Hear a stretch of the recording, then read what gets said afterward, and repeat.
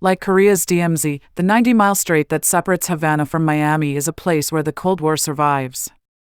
This particular Cold War hotspot may have been the matrix for the conspiracy on the life of John F. Kennedy.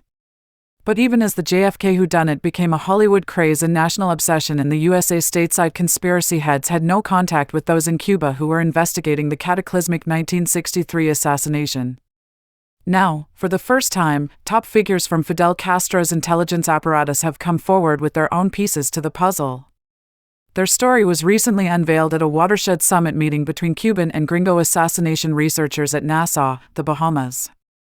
Dick Russell, one of America's foremost researchers attending the conference, offers this groundbreaking report to High Times.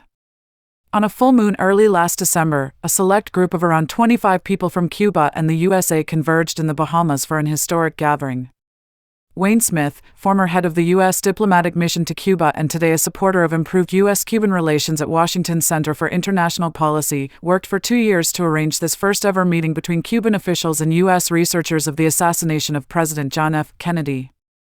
The Assassination Records Review Board, ARB, an official body in Washington established to review all documents related to the assassination for public release, also sent a representative.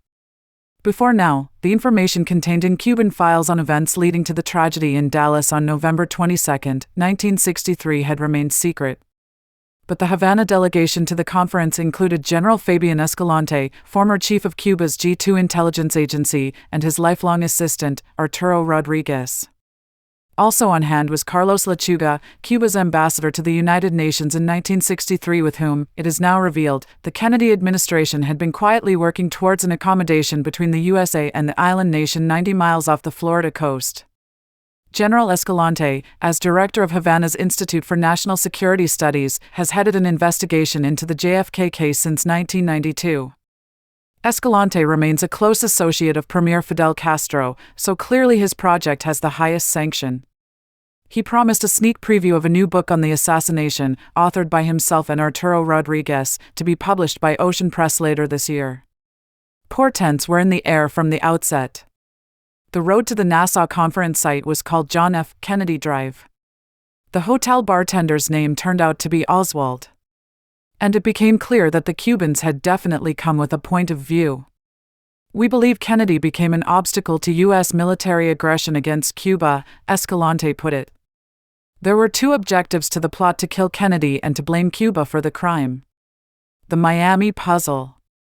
The Cubans backed up their claim with new evidence linking right-wing Cuban exiles, renegade CIA officials, organized crime figures, and possibly wealthy Texans to the conspiracy, a complex scenario in which accused assassin Lee Harvey Oswald was set up as a patsy whose history would implicate Havana and its Soviet allies. After the October 1962 Cuban Missile Crisis brought the USA and USSR to the brink of nuclear war, Kennedy's agreement with the Soviets officially barred further U.S. attempts to overthrow Castro or invade Cuba, and U.S.-Soviet relations began to thaw.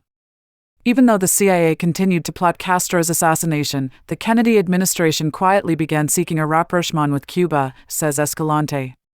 But before long, wind of the president's efforts got to the CIA and its Miami-based Cuban exile minions.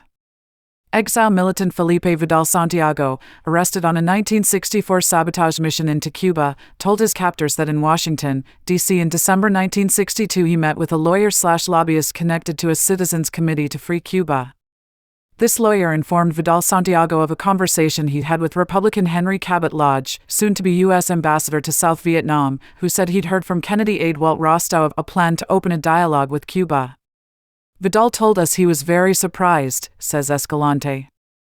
In fact, Vidal, infuriated and betrayed, had alerted his exile cohorts, as well as a CIA contact, Colonel William Bishop. It was almost like a bomb, an intentional message against Kennedy. Vidal was also an information conduit for General Edwin Walker, the ultra-right Texan paramilitary leader at whom Oswald had allegedly taken a shot in April 1963. And FBI files call Vidal a very close friend of Miami mobster John Martino, who intimated to family and associates that he had foreknowledge of the JFK assassination. Stay tuned for Part 2.